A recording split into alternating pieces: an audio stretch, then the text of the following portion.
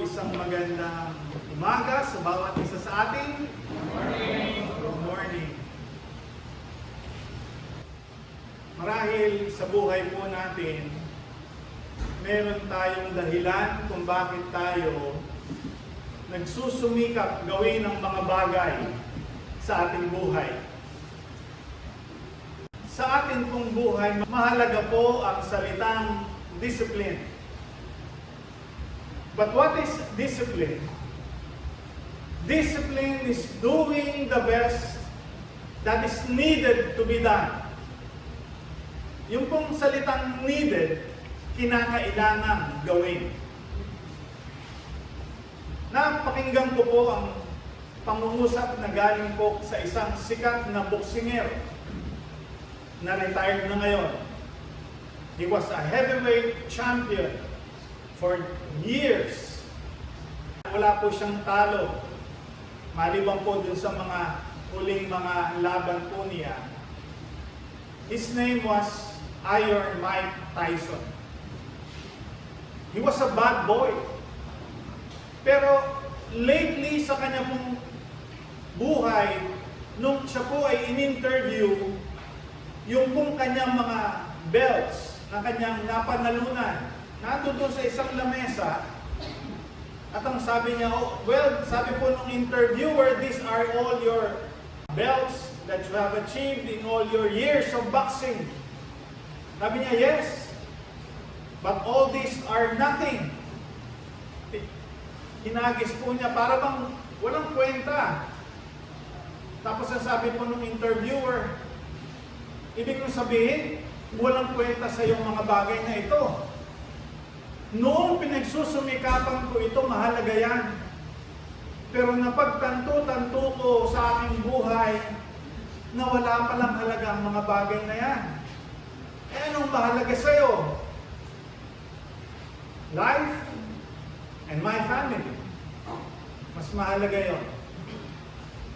He was also the one who said that discipline is doing something that you do not want to do. Gawin mo ang mga bagay na ayaw mong ginagawa. Pero gagawin mo pa rin yon na para bang mahal na mahal mong ginagawa mo. But doing it lovingly. Alam po ninyo, as we go through life, it's a roller coaster. May mga panahon na masagana, maayos ang ating buhay, masaya tayo. Ngunit kapag dinadagdan tayo ng mga pagsubok, kumisa nasasabi natin, bakit ganyan ang buhay? Pero kinakailangan nating magpatuloy, kinakailangan nating magpunyagi dahil meron tayong pangarap.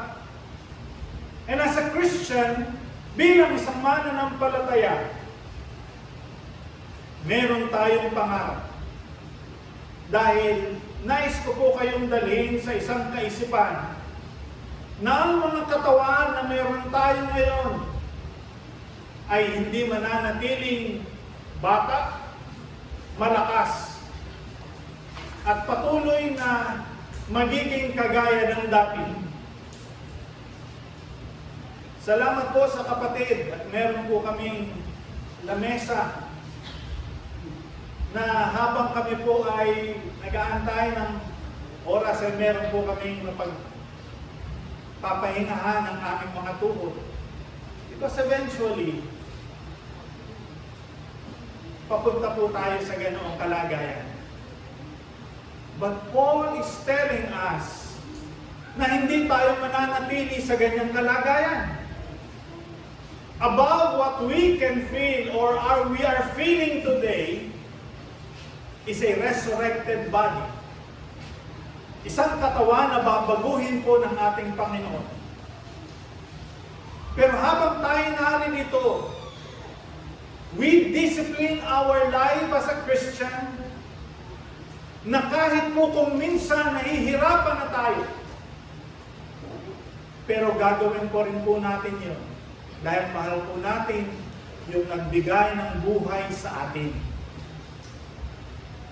Nung tayo po'y makakilala sa Panginoon, nakita natin kung gaano po tayo kamahal ng ating Panginoon at minahal pa natin siya. Ngunit habang ating pong nauunawaan ang ating Panginoong Jesus, mas lalo pala niya tayong minamahal.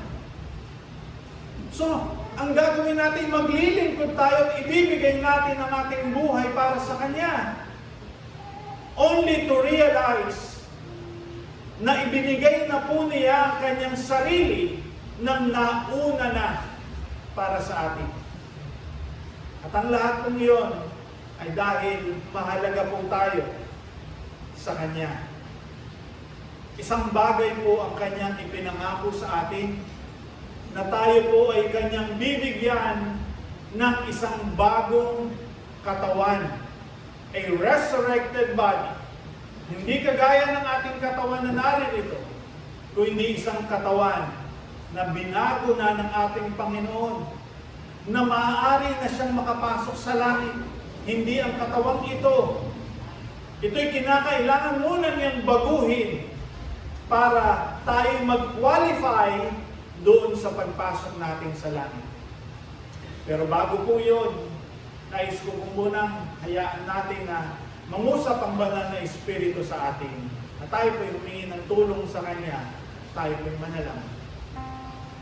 Dakila naming Diyos, salamat po sa pangako po ninyo ng buhay na walang hanggan. Ngunit sa panganong paraan, ito rin po'y itinuro at sinabi po ninyo na siyang aming aalalahaning muli sa aming mga kaisipan at sa aming mga puso. Na sa oras pong ito, hayaan ninyo na ang inyong mga salita ay malayang mangusap sa aming pong puso upang sa aming pong pakikinig, kayo po ay aming lubusang maunawaan at upang sa aming pong buhay na natitira sa mundong ito ay maluwalhati ka namin. Higit sa amin pong iniisip o inaakala, kundi sa pamamaraan na nais po ninyo na aming gagawin sa amin pong buhay. Salamat sa pangako ng buhay na walang hanggan. Dalangin po namin, O Diyos, mangusap na po kayo sa amin at kami po ay makikinig. Ito po ang aming hiling na dalangin sa pangalan po ng aming Panginoong Hesus Kristo. Amen. Amen. Way back 1977, nasa third year high school pa lamang po ako noon. At isa po sa mga subject na pinakaayaw ko is chemistry. Probably some of you will relate na napakahirap i-memorize yung mga atomic numbers at symbols ng chemistry. At pasang-awa lamang po ako. Dahil hindi ko po talaga maintindihan kung paano nangyayari ang mga bagay na ito. So when you say chemistry, ang unang papasok sa aking kaisipan is the study of chemicals. Pero hindi lamang po pala yun. Nung ako po'y magkolehiyo, meron na naman po akong subject na chemistry. Sabi ko, eto na naman. But this time, it's a different story. Bakit naintindihan ko na? May mga ginawa po kami in college na ipinagawa ng aming teacher na hindi po ipinagawa ng kami nasa high school. Kasi sa high school, puro memorization, ganyan. At pagkatapos, balancing of formulas, hindi ko naman po naintindihan bakit kinakailangan i-balance yung mga formulas. I-add mo yung mga atomic number, tapos yung SO4 magiging SO3, magiging H2SO4. Sabi ko, pasang-awa lang po ako at natuto po akong maging mahusay, mangopya. Kasi kailangan ko po makapasa, hindi ko po talaga naintindihan. But when I go to college, first year, the chemistry is a branch of science that deals with number one, the identification of matter. It has anything that occupies space and has weight. Pwedeng liquid, pwedeng gas, pwedeng solid. So i-identify mo yun. Secondly, what are the properties of these substances? And then, ang mahalaga po, Papaano mo gagamitin ang mga chemical and mga substance na ito on how they interact with each other. So, naging very interesting po sa amin ang bagay na yon. Para sa akin, dahil doon po sa subject na yon, gumawa po kami ng mga experiments. Naging practical po yung aming pinag-aaralan. At nakita ko yung mga kahalagahan na itong mga chemicals po palang ito ay ginagamit natin sa ating pang-araw-araw na buhay. Yung suka ay ginagamit po. It's a chemical. Acidic po yan. And so on and so forth. So it became interesting to me because of the interaction between these two chemicals. Pastor, ano pong kinalaman yan sa ating pag-aaralan ngayon? Ang ating katawang lupa is from the ground. At kung titingnan po natin, it has different chemicals. It is composed of different chemical structures.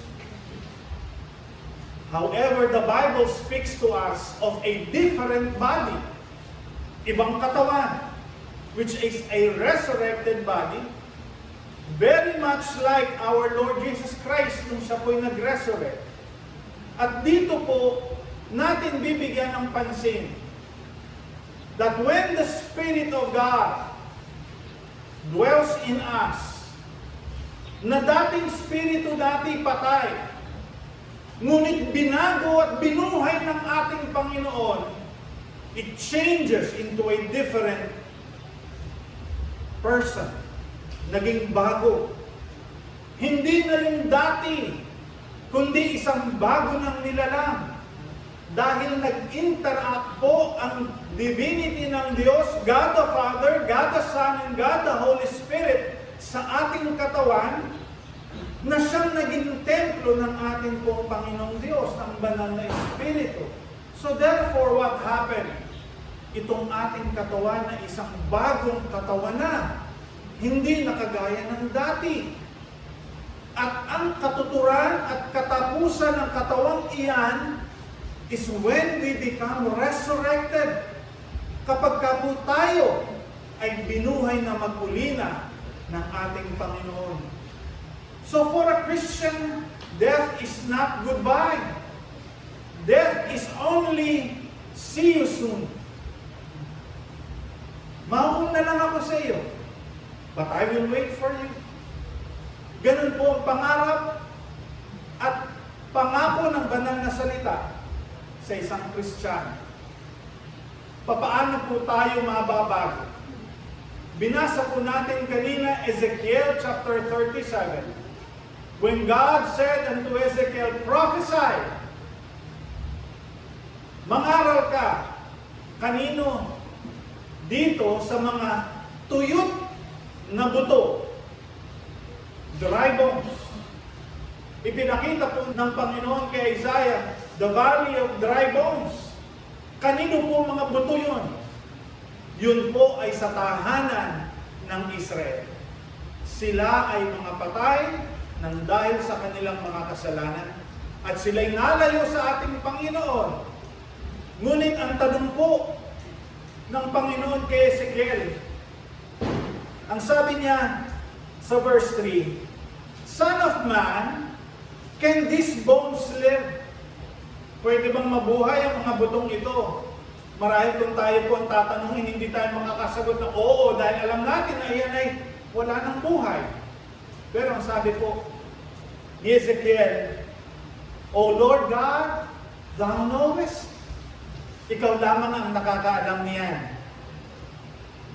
Verse 4, again, He said unto me, prophesy upon these bones. Mangaral ka sa mga patay na butong ito. Prophesy upon these bones, and say unto them, O ye dry bones, hear the word of the Lord. ang mga pinangangaral po ng mga pastor, kagaya po ni Apostol Pablo kanina sa ating pinag-aralan, ay salita ng Diyos. It is the Word of God. At ang salita lamang po ng Diyos ang maaaring magbigay ng buhay. In Hebrews chapter 4 verse 12, "But for the Word of God is quick and powerful, piercing even unto the dividing asunder of the soul and the spirit." Yung po'y nangungusap, tumatagos sa pagitan ng espiritu at ng kaluluwa. Alam natin na ang isang di mananampalataya, patay ang kanyang espiritu.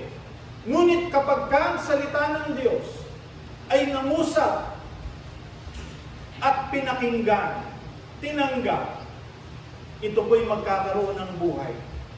At kung ito'y magiging permanente sa kanyang buhay, ang salita ng Diyos, ito po'y magpapatuloy. And he will be given a new life. That is the word regeneration. Na dati po'y mga patay tayo, but we have been regenerated o binigyan ng panibagong buhay ng ating Panginoon. At tayo po bilang mga mananampalataya ay umuunawa sa mga salitang ito. Bakit kinakailangan pang gawin ng ating Panginoong Diyos na bigyan niya ng buhay itong mga patay na butong ito? Kagaya po ng ating nabasa at napakinggan, na matapos pong magkaroon ng pangangaral, itong si Ezekiel nagkaroon po ng mga kalamnan, ng balat, at nagkaroon po ng buhay itong mga butong ito.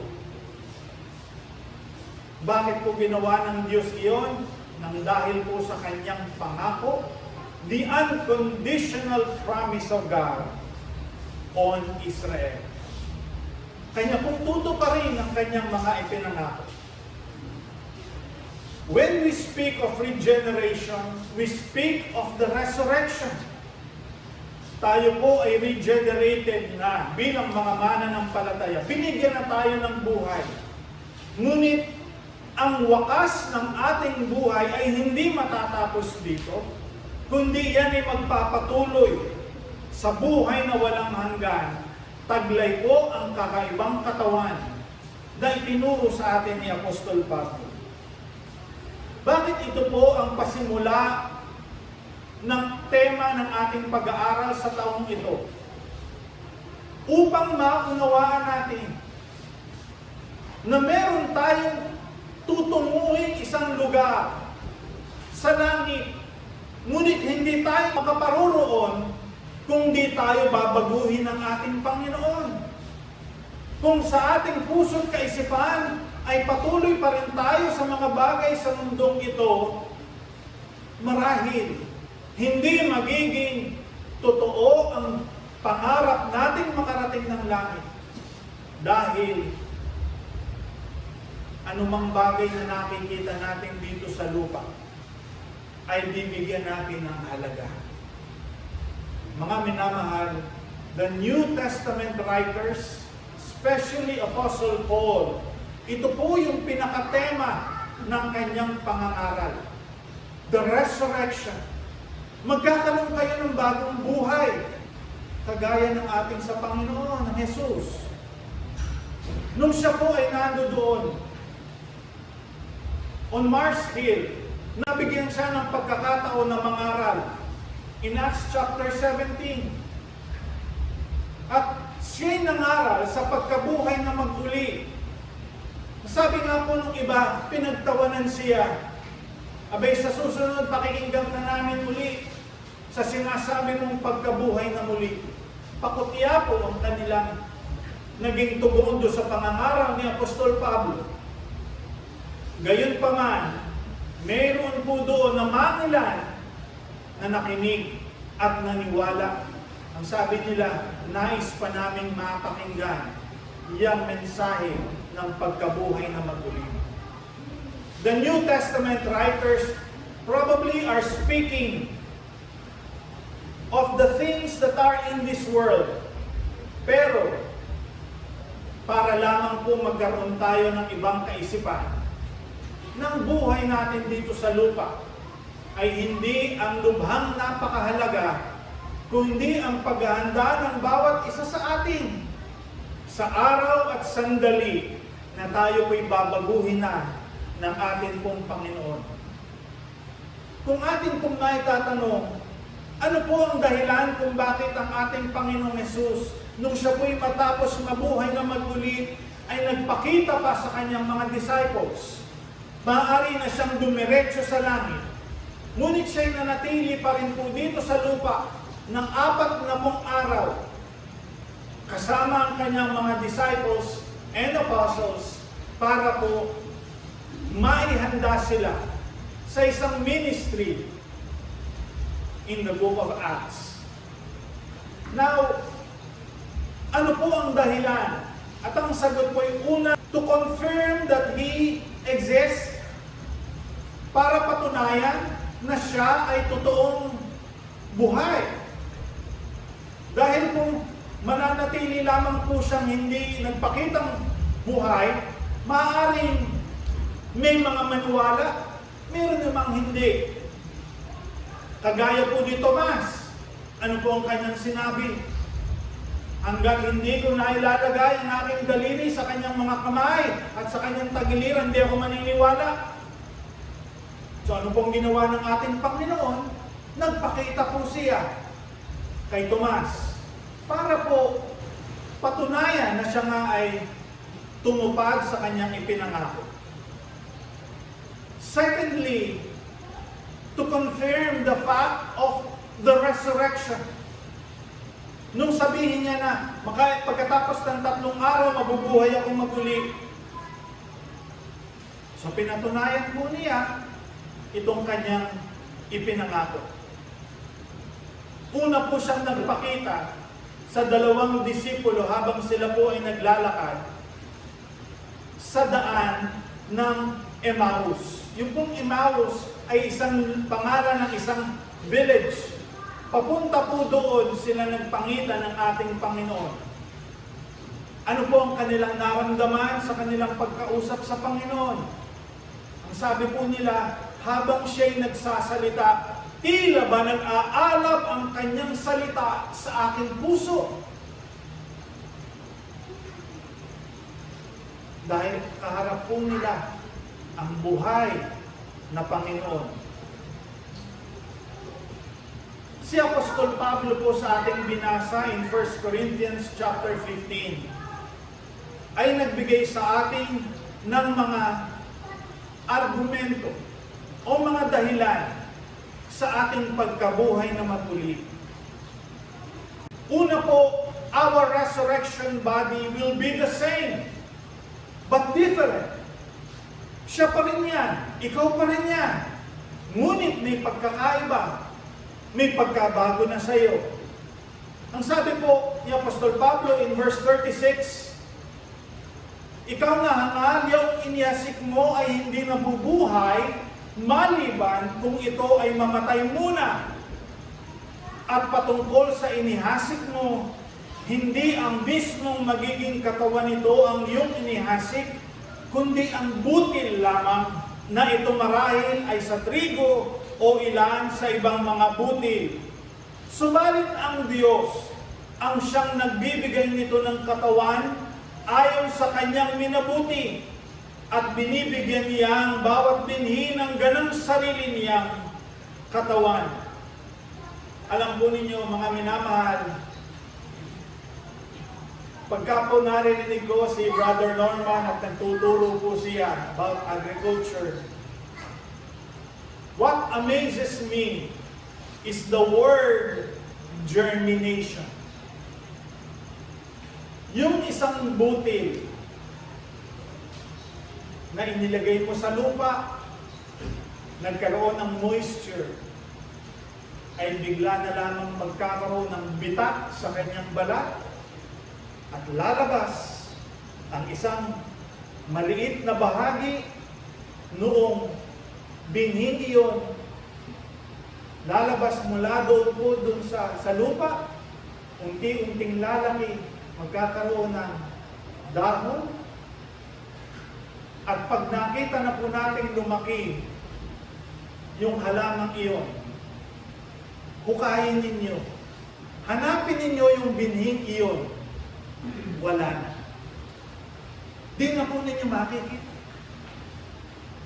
Probably there is a trace. However, yun pa rin po yun.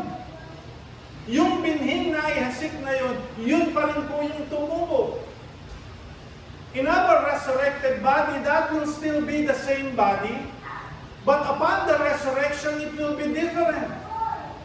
Iba na. Hindi na kagaya ng dating nasasaktan, nasisira, nagkakasakit, kundi ito ay isang bagong katawan na. Isang katawan sa wangis ng ating pong Panginoong Diyos. Ginamit po ni Apostol Pablo ang metaphor na ito about the resurrection. It is a symbolic of something else. That when we die, we are buried. Just like a seed in the earth. Na hanggat hindi namamatay o naibabaon yung binhing iyon, hindi po siya magiging bago. Kundi mananatili lamang po siya doon. Ano po ang nangyayari sa mga binhi na hindi na itatanim?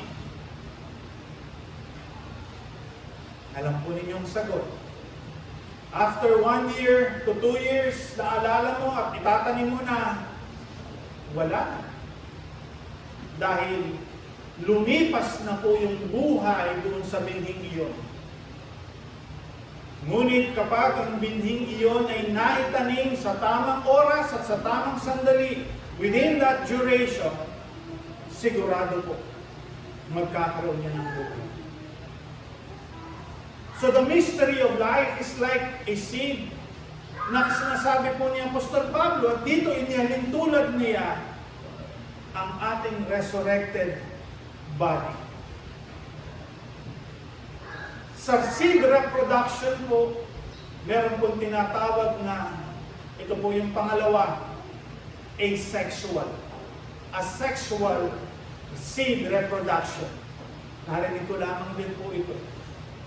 Ang ibig lamang pong sabihin that the seed produces the genetics, the traits of the parent plant. Kung ano yung binhi, siya rin magiging bunga. Yun din ang lalabas. Hindi ka pwedeng magtanim ng binhi ng mais at lalabas ay talong. Hindi po pwede. Kung ano yung binhi itinanim, siya rin magiging bunga. Ang itinanim po sa atin bilang mga mananampalataya ay salita ng Diyos.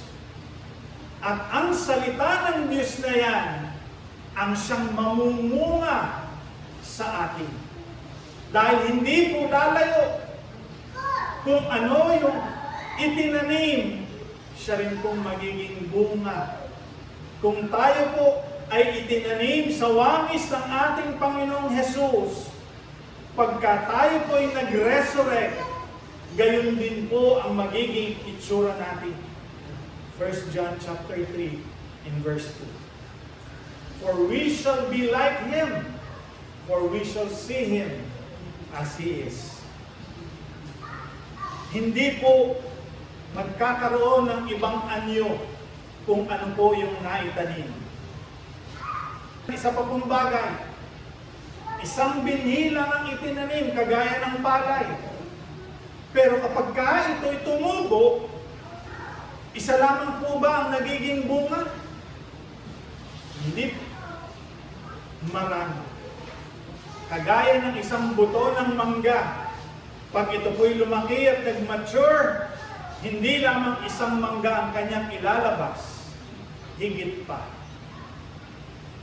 Mga minamahal, when we preach the Word of God, when we share the Word of God, kagaya po ng sa ating ginagawa ngayon, itinatanim ng Diyos ang kanyang salita sa bawat puso at kaisipan natin. Nang panalangin natin ay managana nawa ang mga salitang ito upang sa ating paglabas, sa ating paghayo, sa ating mga pribadong pamumuhay ay makita ano ba yung naitanim sa iyo? Ano ba yung nasa sa iyo na sadyang mahalaga upang makita ng mga tao at kanilang nasain din naman na maging kanila kung ano yung mayroon ka. A resurrected body. Hindi pa ngayon. Hindi pa natin nakikita ang katunayan ng sinasabi ni Apostol Pablo. Pag naitanim na tayo, saka pa lamang po makikita ang tunay na ikaw. Yung tunay na naitanim sa iyo. Sa ngayon, maaari natin sabi, ay, Kristiyano, ay, hindi Kristiyano.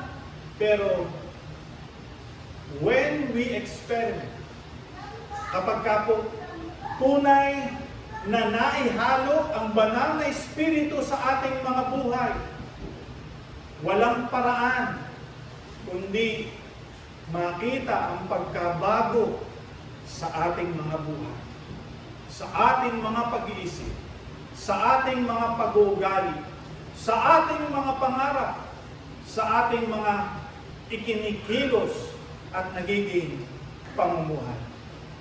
Pero kung titingnan po natin, sabi, Pastor, nagkakasala pa. Itong katawang ito ang nagdadala sa akin sa pagkakasala. Gusto ko man maglingkod sa Panginoon, gusto ko man gawin ang mga bagay na sinasabi ng salita ng Diyos, pero para bang napakahirap. Totoo po. Because Paul was speaking of a body na naitanim ito. Sabi po sa verse 43, it is sown in dishonor. Ito katawan natin. Pero, pagka tayo nabuhay na maguli, it is raised in glory. It is sown, Tagalogin po natin, inihasik itong may kahinaan, ibabangon itong may kapangyarihan. Inihasik itong katawang likas, ibinangon itong katawang espiritual. May katawang likas at may katawang espiritual. Yung pong unang katawan, ito, yan po ang nakatitisod, yan po ang nagkakasala, yan po ang nag-iisip ng masama, yan po ang gumagawa ng masama. It is sown in dishonor, however, it will be raised in glory. Babaguhin po ng Panginoon. Otherwise, hindi po magkakaroon ng tunay na katuparan ng salita niya hanggat hindi po tayo naihahasik.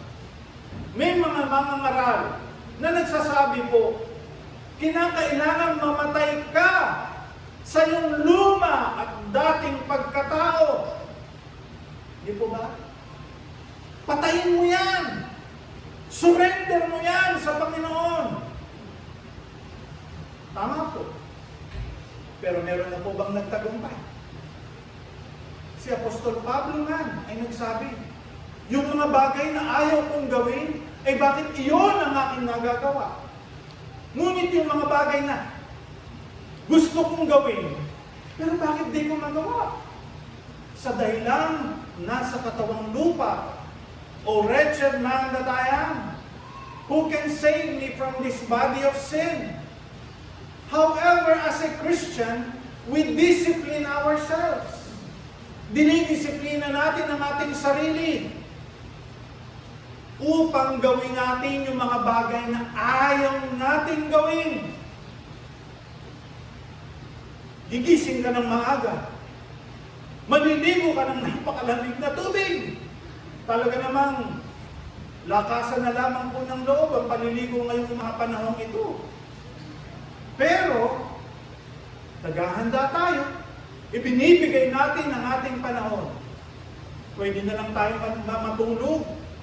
Ano pong tawag? Bedwetter. Sarap matulog, lalo na po malamig. But we discipline ourselves doing the things that we do not want to do, but do it lovingly. Bakit? Alam natin na ito'y dapat. Nararapat. Sabi nga po natin, why worship? Bakit tayo sumasamba? Kasi Kristiyano tayo. Sabi ko, hindi ka Kristiyano, hindi kita aasahan na andirito. Tama po. Kung ayaw mo, wala namang makapipilit sa iyo. Pero gagawin at gagawin natin ang mga bagay na ito dahil tayo po ay mga mananampalataya. At karampatan po na tayo bilang mga mananampalataya ay may pagsamba sa ating pong Panginoon. Our bodies will die, just like this earth, just like everything else. It will change. Magkakaroon po ng pagbabago. It is sown in dishonor, but it will be raised in glory. Sabi po ni Apostol Pablo. Yung katawang yan, problema natin yan, ang gagawin ng Panginoon, itatanim niya upang magkaroon ng bagong buhay. Ito yung lahat ng kahinaan niya, its weaknesses, but it will be raised in power. It is sown a natural body. It will be raised a glorified body. So dito po na ating makikita, itinuro ni Apostol Pablo ito para lang tayo po ay patuloy na magsikhay, magsumipag sa ating pong paglilingkod sa Panginoon. We preach the Word para po sa atin, para po sikat tayo, para po alam ng maraming tao na tayo mahusay at magaling mangaral. Hindi po. Upang sila nga ay maging bahagi ng bagong katawan na ibibigay ng ating Panginoon kapag tayo binago na. Gusto po ba natin tayo lamang? Sana po hindi. Ang nais po ng ating Panginoon ay maging kawangis natin siya.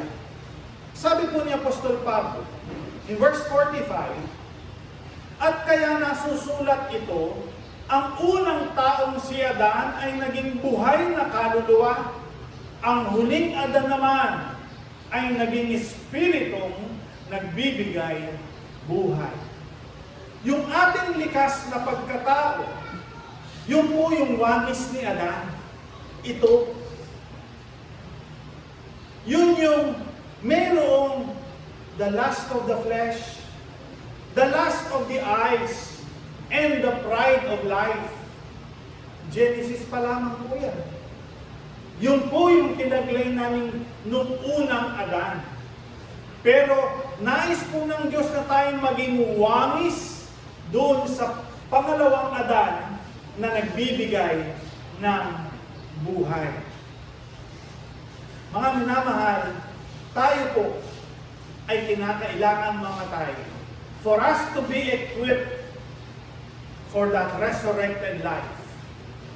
Hindi na kawangis ni Adan. Yung kawangis ni Adan na yun, nakakatisod yun. Yung kawangis ni Adan, mainggitin yun. Yung kawangis ni Adan, sakin yun. Mapagmalaki yun. Ngunit iyon yung babaguhin ng ating Panginoon. Upang magkaroon ng bagong katawan na nagbibigay ng kaluwalhatian sa ating Panginoon. We discipline ourselves. We do things that we do not want to do, but we do it lovingly. Ginagawa natin yun ng may pagmamahal sa Panginoon. Verse 48, kung ano ang taong mula sa lupa, gayon din naman silang mga makalupa. At kung ano ang taong mula sa langit, gayon din naman silang makalangit. At kung papaanong taglay natin ang imahe ng taong mula sa lupa, tataglayin din natin ang imahe ng taong mula sa langit. Mga minamahal, hindi ko po kayo nakikita sa panahong ito na tagalupa. Dahil alam kong kayo mga tagalangit. Bahagi lamang po ng ating katawang lupa ang nakakatisod, ang nasasaktan, ang umiiyak, nangangarap na sana ganito, ganyan. Yun po yung luma. Pero yung pong makalangit na tao, sinasabi niya sa kanyang sarili, iiwan ko lahat yan. Magtataglay ako ng ibang katawan. Yung katawang yun na angkop sa lugar na pupuntahan ko. Yung katawang yan, angkop pa yan dito sa lupa. Angkop pa yan. Kaya kung isa sasabihin natin, abay, Kristiyano ba yan? Papunta ba yan ng langit? Nagkakasala ba? Kasi po nasa katawang lupa pa tayo. Angkop pa yan para dito.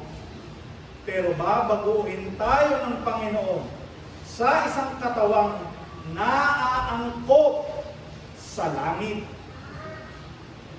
Wala po bang amen yan? Amen. Salamat po. Ano po ninyo kapag yung mga pangako ng Diyos ay napapa-amen po ako Dahil yan po'y katotohanan. Ito pong katawang lupang ito is genetically corrupt. Tumatanda, nagkakapiligis. Diba? Sumasakit ang tuhod. Pagtayo mo mula sa higaan, anong unang hahawakan mo? Kundi tuhod, balakang. Masakit na naman yung balakang ko. Diba? Tapos anong una mong hahanapin? Salamin. Hindi mo na makita kung isan yung dadaanan.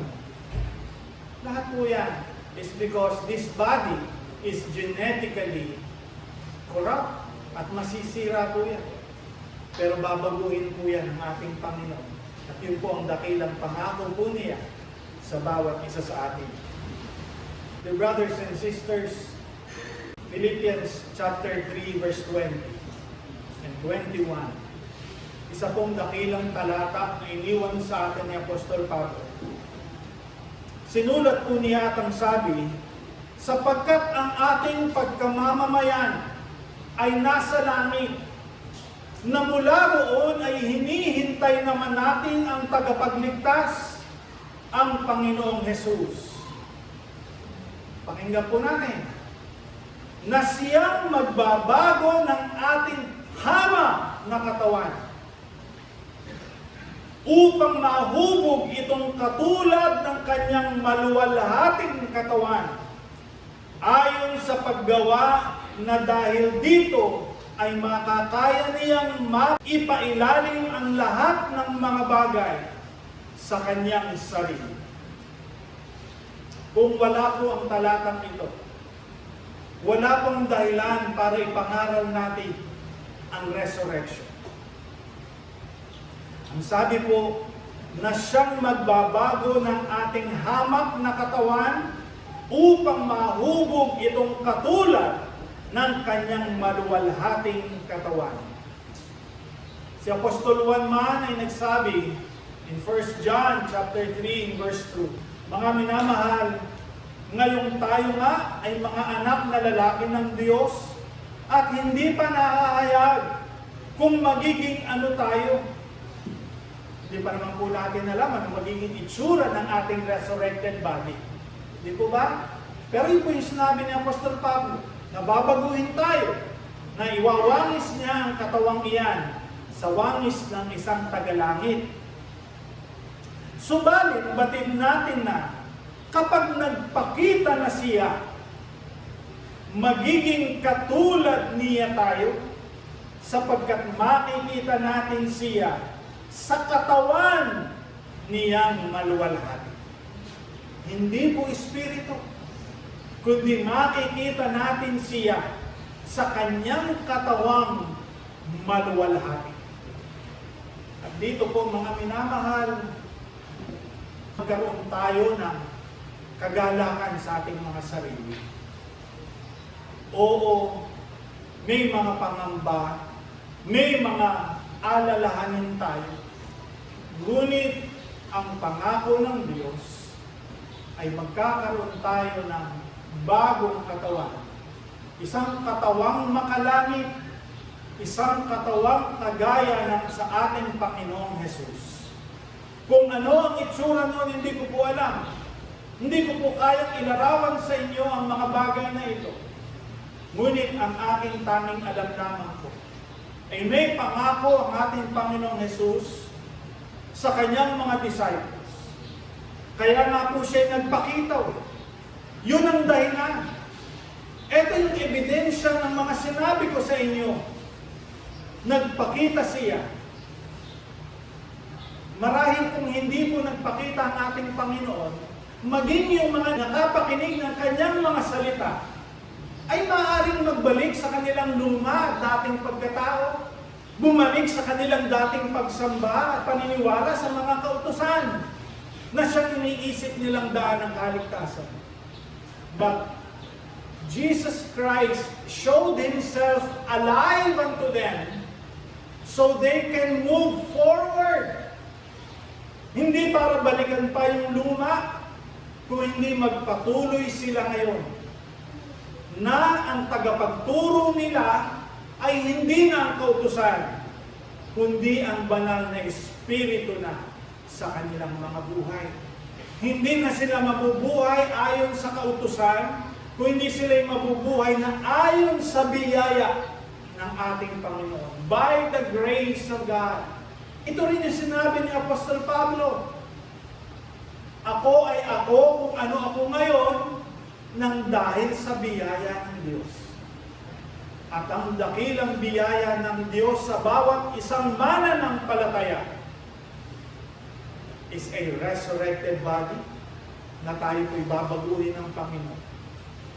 Looking forward to 2022, kung meron pa tayong lakas at buhay, nawa, habang meron tayong tinig, habang may linaw ang ating mga kaisipan, ay makapaglingkod na tayo sa Panginoon. Yung mga dahilan, mga excuses natin, these are all based on our old body. Ano yung mga iyon? Pastor, di ako marunong. Pastor, matanda na. Pastor, ganito. Pastor, ganyan. Ayun ay dahilan ng mga ating mga katawang lupa. Pero ang ating katawang makalangit ay nagsasabi, gusto kong maglingkod sa Panginoon. Gusto kong paggamit sa Panginoon.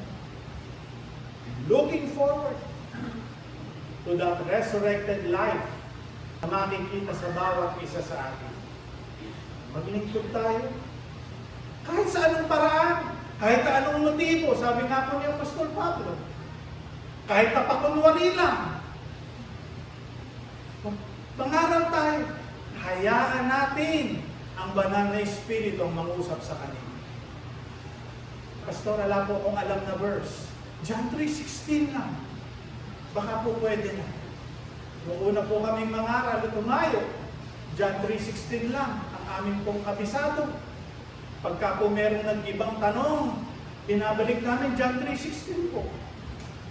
Yun naman po talaga ang pinakabuod ng ating pong pananampalataya na ibinigay ng ating pong Panginoong Diyos ang kanyang bugtong na anak upang kung sino mang manampalataya ay magkaroon ng buhay na walang hanggan. Nasa sa kanila na po. Ang ating tungkulin ay gamitin ang ating mga bibig. Gamitin natin bibig ito ng ating Panginoong Hesus. Yung mga paa natin ay paa na humahayo upang ipahayag ang mabuting balita ng kaligtasan. Nawa po sa ating pong pasimula ng taong ito, ang aking pong panalangin ay mas makilala pa natin ang Panginoon sa mas malalim na paraan upang ang mga bagay na ayaw natin gawin ay gagawin natin at gawin natin ito ng may pagmamahal sa ating Panginoong Diyos. Tayo po'y manalangin.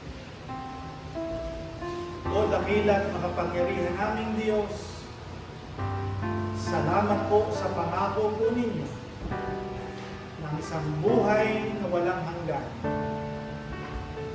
That resurrected body na amin pong tataglayin sa piling ninyo ay tunay na kapanapanabik sa aming mga kaisipan at sa aming pong mga puso upang humiwalay na kami dito sa katawang ito na may sakit, nagdaramdam, ng hihina.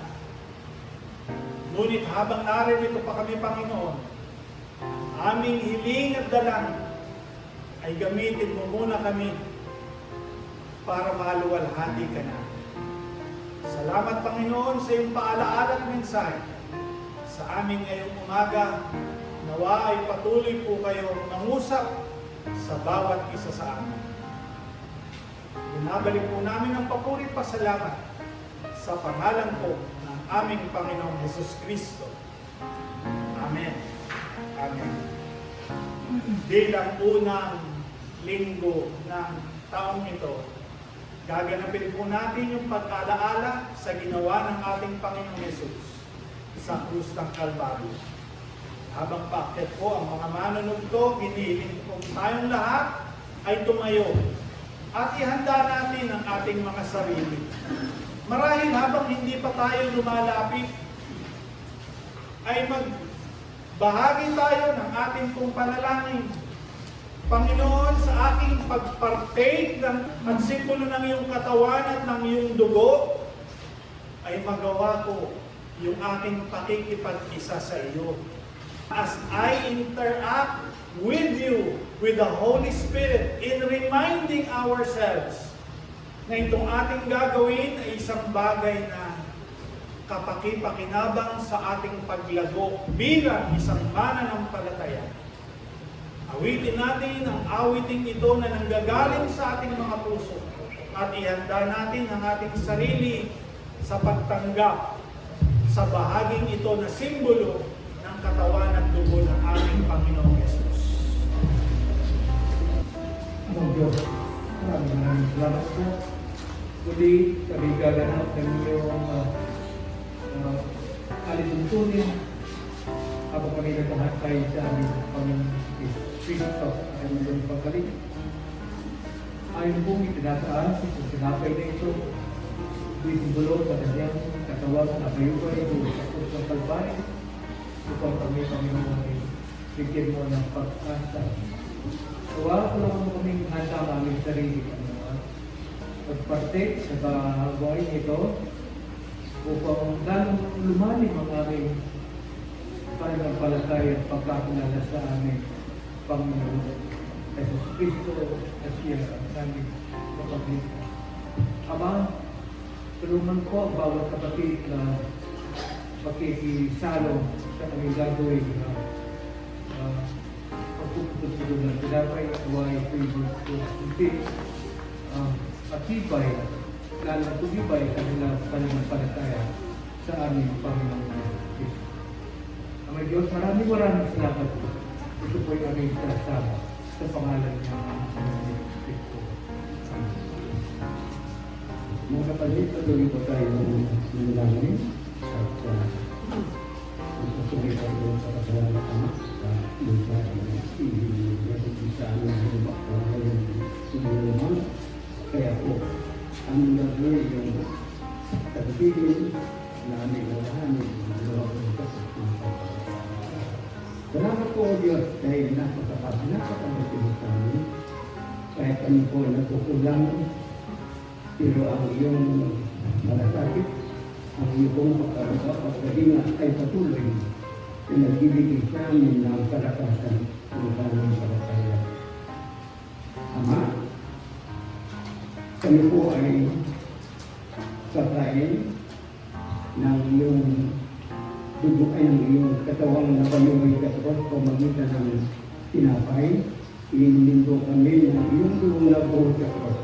sa pamagitan po ng kasama ng bukas. Kaya po, marapasin po nawang kami patawarin sa po ng mga kaluluwang ang mga lahat ng kasalanan namin na bawa sa iyo. Pagkawas po at higilitin po namin ang kanilang gunahan sa Diyos na Lord Jesus po. Upang kami po ay lumili sa dapat-dapat na makibahagi ng kanilang nagawain ito. Salamat sa inyong pagmamahal. Salamat sa inyong pagkakit sa Panginoon. Kaya po itong upat ay itong katatuluhan na nagtulong ng iyong mahal na libo. Ang pinamang pong makibahagi nito ulit ay magbigay po sa kanila ng kalakasan ng kanilang pananampalataya sa aming Panginoon.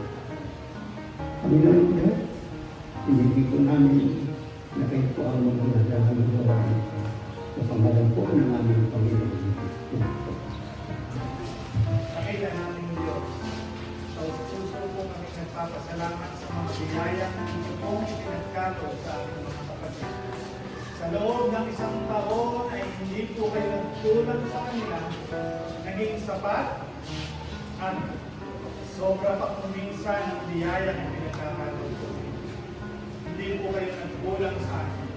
May mga panahon na tapos, ngunit nakasasapat naman. Salamat po sa Diyos.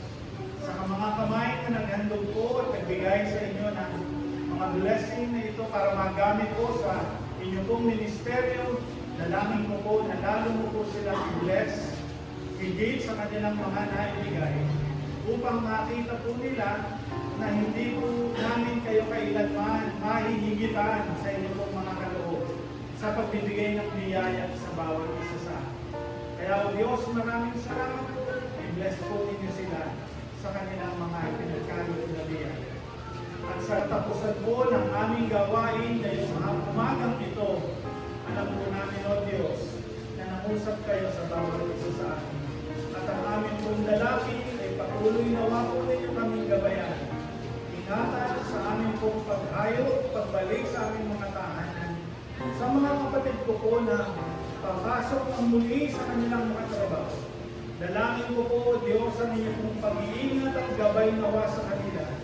Patuloy na ipagkalaw po ninyo ang malakas na pangangatawan maging sa amin pong mga nakatatandang mga kapatid.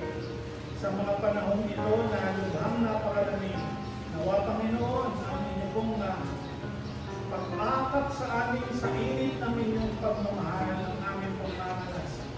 Patuloy o Diyos, i-bless mo po ang mga anak mo na sa dakong ito ay nagpasyat lumako upang sumamba at magturi sa iyo. And now the God of peace that brought again from the dead our Lord Jesus, that great shepherd of the sheep, through the blood of the everlasting covenant, make you perfect in every good work to do His will, working in you that is well-pleasing in His sight, through Jesus Christ, to whom be glory forever and ever. Amen. Amen. God bless us all.